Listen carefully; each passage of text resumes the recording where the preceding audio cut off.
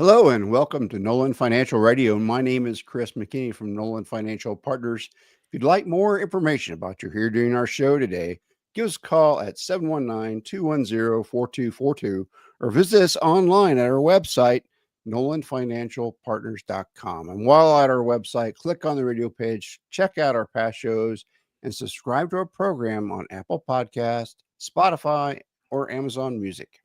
There are a few things more enduring than a special relationship between a grandparent and a grandchild. For grandparents, it's a chance to relive the joy of raising children, but with fewer stresses and obligations. And for grandkids, it's a chance to spend time with another adult who cares about them and is interested in their life and well-being.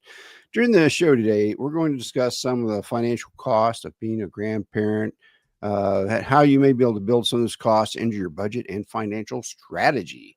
But before we get to that, I'm going to introduce you to my co-host, Tony Shore, who isn't a grandparent yet, but who I know would make just about the funniest grandpa around. Well, I hope I would be fun and funny looking. I mean, for sure, my grandkids will laugh at me. Oh, yeah. That's a given. Whether that's a good thing or a bad thing that's out. The jury's out on that. Yeah, I guess it's a good thing. You know why? Because I don't know a grandparent that is not happy to hear their grandkids laugh. It doesn't matter why. Oh, I know exactly. Well, I'm not a grandparent yet, but we're now empty nesters. Basically, all three of our kids are out of the house for the most part. Our youngest is still going to school, so she lives at home part-time. But we have one that's our oldest is married, Adam, and our middle daughter is in a pretty serious relationship, and Nice. she has a full-time job and is out of college. So grandkids are probably on my horizon, but for me, my experience is I'm looking at it as a grandchild and what my grandparents meant to me. And that's why I think this show is so important, because I see how also not for me, but for my kids, how my parents were grandparents for my kids, and the money they spent and the time they spent. And we're going to talk about that. What's more important, the money you spend on your grandkids or the time? And both can be very important and impactful, right? But time is going to be the number one, I think. I think so. But let's talk about grandparents spoiling their kids first, Chris, because I'll tell you a little story. Okay. I got a little story for you. And this is from having kids. I had three young kids, and we'd bring them to my parents' house, grandma and grandpa's house, right? My kids loved their grandma and grandpa because they lived on a farm and had animals and had things like go-karts and a four-wheeler and horses. And they had horses, goats, a llama, chickens, donkeys. So they would go out there. They get to horseback ride. My two daughters loved that. But when they were little, they would come out, and my mom would give them donuts in the morning, donuts for lunch, donuts in the afternoon, candy. And I said to my mom, I'm like, when I was growing up, you wouldn't allow us to eat the sugar cereal you feed my kids when they're here. You would never have donuts for us in the house. Or let us eat, regardless of letting us eat donuts 3 times a day. You said that's terrible for kids. Now look what you're doing. She goes, yeah, payback. It's great. She goes, yeah, this is what you get. I get to spoil them and sugar them up and then just send them home with you. That's right. So my mom was just gleeful about it. I think that's kind of evil. That was evil. But I'm like, wait a minute. This is like a double standard. Why didn't I get to eat like this? Yeah. Because she didn't want to deal with you on sugar. Right. Exactly. Tony Shore on sugar. Ooh, that's a lot. She goes, but you were my child, but these are my grandchildren. Grandchildren are different. And I'm like, but they're my children. And she goes, yeah, that's your problem. Yeah, you got to deal with it. You got to deal with the thanks, the sugar lows. And then my dad would spoil them and take them out, and he had bought a go-kart for them to use while they were I'm like, don't buy go-karts for my little kids. That's so they loved doing that. I'll tell you that. That's awesome. Yeah. How about you? How about your grandparents growing up? Did you My get parents, they were farmers, so we went to the farm. We played the chickens yeah. and the cows and the horses, and, yeah, my sister loved, riding horses. She would just go out into the pasture, jump on the horse without a halter or nothing, and just go for a ride. Crazy. Can you imagine a 11-year-old now doing that? "Oh, no, where's your helmet?" Oh, yeah, no. That wouldn't go over. Helmet. No. So yeah, we always had a great time. Then me and my cousin, once we got old enough to have BB guns and then graduated into shotguns and 22s, we just had them all at the farm because we could go shoot at everything and just play around with Sure. guns. We had so much fun Oh, with no. guns. That's terrible. Isn't that bad? Wow. We were priming for World War III. Yeah. Um, Yeah. Oh, don't even joke about that at this point. A oh no. little too hitting a little too close to home if you watch the No, news. no. There you should remember the news is about being shocking. That's true. Yeah, don't just sit there and watch the 24-hour news channels. No, You'll get it'll blow you up. I was yeah. watching I went over to my local hangout bar and the gal was watching the Charlie Kirk stuff. Oh, terrible. And then all the she had The all the conspiracy theories around it. oh, All was like, and there's this happened, and this happened, and this. I'm like, no, I gotta go. yeah. Yeah, what a terrible thing. I mean, just like Yeah. the congresswoman up here who was shot and her Oh, the husband. lady from Minnesota. Yeah, Yeah. yeah, a senator, a congressperson from up here, was assassinated at her front And door, and her and husband. they found a hit list in the guy's car.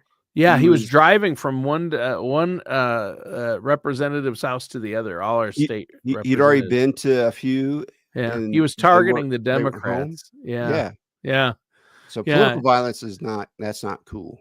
No, that's the worst of it all. I mean, well, it's not the worst of it all. The worst is like the guy here a couple weeks ago who shot up a church at a Catholic school full of little kids and killed Oh two little man. kids. Had not. There's Yeah. so much of it in the news, those kind of things. Yeah, there were two other shootings that same day Charlie Kirk got shot, school shootings. There was one There's in so many now that they don't even cover them. It used to be that was a big deal, boy. there was when one there in was a Evergreen. yeah, yeah. Yeah, So it's just sad. These just north shootings of are Colorado terrible, Springs. and just the Yeah. political discourse in this country. But we digress. We're not going to talk politics. Yeah. But I feel sorry. He had a beautiful family, and you know, whatever the motivation or whatever Yeah. side you're on, terrible. And I hate to see, you know, it's terrible. That guy, no matter what terrible things Charlie Kirk might have said that upset people, you know, the person that killing someone is worse. And the vitriol from the not so nice reaction from the far left, and the immediate blaming and encouraging the discourse from the far right, just not good. No. We have politics, so we don't have war. I mean, Right. that's kind of Yeah. why we do it. Yeah. Yeah. And I like the freedom of speech. I like the open, if people can't feel good to hold open air, you know, Yeah. like meetings like that where people are allowed to ask questions. I mean, that's a good thing where people can come out and ask questions and debate the issues. I'm all for that. Yeah. And just to try to shut that down in any way. And now a bunch of people who do those types of things have canceled. And so, you know, Sure. university speakers have canceled all over. If your university had an outside speaker coming in, especially if it was an outdoor event, those have been canceled. I mean, Right. it's just in reaction. So anyway, we digress. Let's go on Yes. the good side of things is being a grandparent. Grandparent and grandkids. Everybody loves their grandparents or to be grandparents. But what is the cost of being a grandparent, Chris? So I was reading a Kiplinger article about it that they did a survey. They had some numbers. So I'm going to run down through some of the numbers that this survey came out with. It was done this year. So it looked at how grandparents are supporting their grandkids, and it really put a lot of stuff into perspective. They surveyed more than 1,200 older adults and asked how much they help give, what kind of support they provide, how it impacts their lives. And so, shockingly enough, 96% of grandparents said they have taken on some financial cost for their grandkids. Some of them spending about the average was $4,000 a year on their grandkids. So that's a little bit concerning for me as a financial planner, because I can tell you, there's a few people I have put those kind of things in their spending plan for retirement, and some that I haven't, that I know will, because they didn't think they were going to. Right. But you want to have you want to have be able to spread that love, right? You're giving it out of love. You're dipping into your savings, and you could be putting you're either going into retirement at risk, delaying retirement, or you could be creating a situation where you don't have the funds you need when you need them for something like a health concern or something like that. So I applaud the desire to help your grandkids, but let's have a plan. Yeah. Have a plan going in, work with a financial services professional like yourselves, you and Tara Yeah. there. And if you plan for it, like we want to take all the grandkids to Disney World. Well, that's going to cost a lot of money. Have you saved for specifically a fund for that and plan for that? If so, great. If not, you don't want to dip into your retirement savings to do that. A lot of people say, "Oh, I'll take a loan out from my 401k, or I'll dip into my IRA." And here's the analogy I always come back to with that when you bring this up, Chris, and you've mentioned this too before, is when you take an airplane ride and they're giving the announcements, the flight attendant, they say, in case of an emergency, when the oxygen masks drop, you secure your own immediately and do it first. Make sure you're secure, then help your children. Your instinct is to immediately help your children. That's right. But you have to help yourself first in order to help your kids. Same with your grandkids as a grandparent and for parents. That's right. That money you saved is for retirement. If you want to help your grandkids, start an extra savings bucket or talk to your financial advisor about it first, because you can make costly mistakes that could derail your own retirement. Then what are you going to do? You're going to have to lean on your own children, and you're not going to be any good to the grandkids when you can't support yourself later in life, right? That's right. If you're becoming a burden to your grandkids' parents because they're having to help pay for you to stay in some kind of care, or your taxes have gone way up on your house and you didn't plan for that, which is happening here in Colorado. Real estate taxes have gone up like 50% over the last 5 years. So there's a lot of people that are now in tax jail with their houses. So you got to take care of yourself. You got to be able to if you can manage your own finances, then you can help others people manage theirs. Yeah. That's how it really works. Yeah. Who's best prepared is the one that are prepared for themselves, right? Right. Yeah, exactly. And we're not talking about being selfish. Every grandparent wants to give as much as they can to their grandkids. However, you have to be smart about it, right? Yeah. Because the expenses, like you said, they add up. I mean, they add travel, some grandparents might want to help their grandkids with college education, or pay off student loans, or healthcare, or clothes, or a vehicle, or travel. So Buying a car, maybe Oh, down payment yeah. on their first house. My mom and dad, my dad mainly, much to my mom's chagrin, Yeah. bought cars for each of our kids. They're their only grandkids because I was an only child. So they didn't buy new cars. My dad went out and found used deals. But Nice. still, that's a lot of expense. Yeah, yeah. But if he had it and Yeah, he was okay, then I applaud him for doing it. sure. You mentioned the Disneyland thing. I have a client. That's exactly what they did. They said, "Hey, we want to make sure that we can take our grandkids on a big vacation before we're, housebound." Yeah, And so we're like, "Okay, let's plan for it." And then they took everybody to Disney World, yeah. and they had It costs a lot of money. I mean, they a well, lot of money you have to have so set up. they had 2 kids, Yeah. and then all both their kids are pretty prolific. So they had 9 grandchildren. I like it used. Prolific is the word you used. I've never heard it described. Both their children were prolific. They had Prolific. 9 grandchildren. 9 So if grandchildren. they paid for travel and housing Yes. or the stay, They so stayed on they hotel stayed on the facility. on the And property yeah. resort, oof, we're Yeah. talking about tens of thousands of dollars. Oh, Yeah. yeah. Oh, Yeah. yeah. Yeah. It was over 25 grand. Oh, I believe it. Yeah, Sure. my mother-in-law spent that taking her. She has 3 kids. They all have kids, and she took all of us and significant others to Disney World. And she Yeah. paid for the flights, the Airbnb we rented that had an 11-bedroom Airbnb. It was a Nice. huge place. And then but it was offsite, and then the park entrance tickets. Right. We were on our own for food and other things, but other than that, Yeah. she paid for everything, and that was a lot of money. I think it was over 20. It was at least 30 grand at Sure. minimum.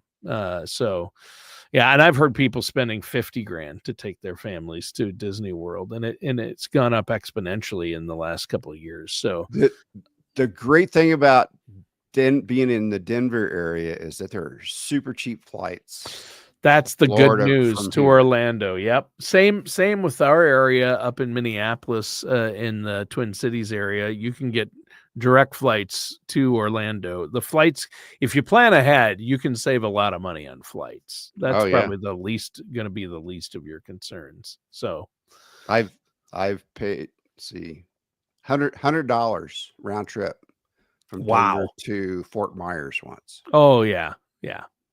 It's crazy. It was Frontier. So, Oh, well, all yeah. all One you step needed up from Spirit. right. All you could bring was a backpack. Yeah, yeah, and we're not gonna name names about really bad airline Spirit, but I won't name names, Spirit, but there are some that you might want to avoid. Spirit is rough, and they will leave you hanging.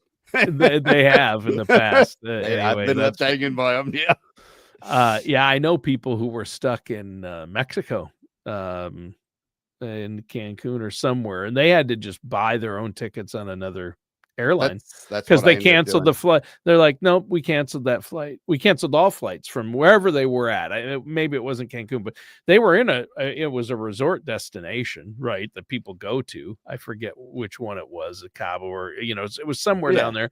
And they just canceled they go, we're canceling all flights from there. And it wasn't a reason like, it was just a monetary decision, but there were people with round trip tickets. Yeah. So they didn't didn't refund them. No. They don't refund them. It's like, what? You've already bet. We already flew you once, so Yeah. we're done. Yeah, that's rough. Anyway, Anyway. at any rate, so there's a lot of different costs, and those costs can really add up. Yeah. For interacting with your grandkids. And it can be as simple as, hey, I want to have a day, right? So you take them clothes shopping and shoe shopping. You go out for a nice dinner with them. So you have that good time. But if you're depending on how many grandkids you're taking out in one day, Yeah. that could be $1,000 day. Oof, And it's like, easily. that's really not part of my budget, my spending plan, is it? So maybe I should make sure I have that planned for. And so that's the key thing. Sure, do those things, but make sure that they're part of your spending plan for retirement.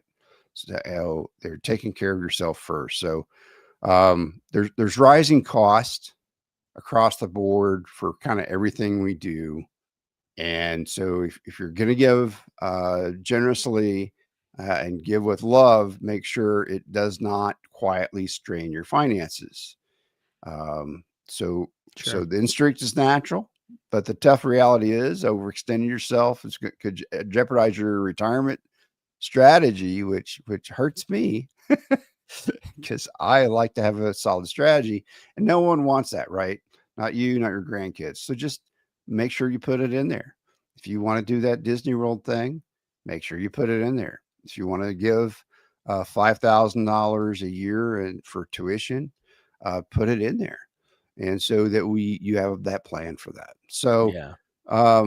let's see. So this was an interesting part of this survey is that 1 in 4 grandparents have already tightened their belts, starting to live more frugally to make ends meet. And about half of those people are thinking about also reworking their budgets so they can add money to their grandkids' lives. Hmm. I'm like, okay, that's a lot. Yeah. So that you're thinking about it, that you're thinking about, That's a lot of reducing people. your quality of life so that you can, make your grandkids smile. Yeah.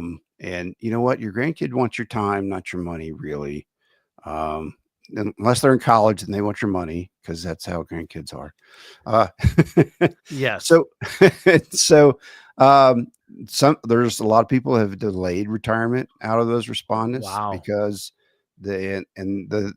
some of the people that were still working, their grandparents, they're considering it. So they're thinking about, I'm going to work more so that I can have more money to give my grandkids, which that's great. If you want to do that, plan for that.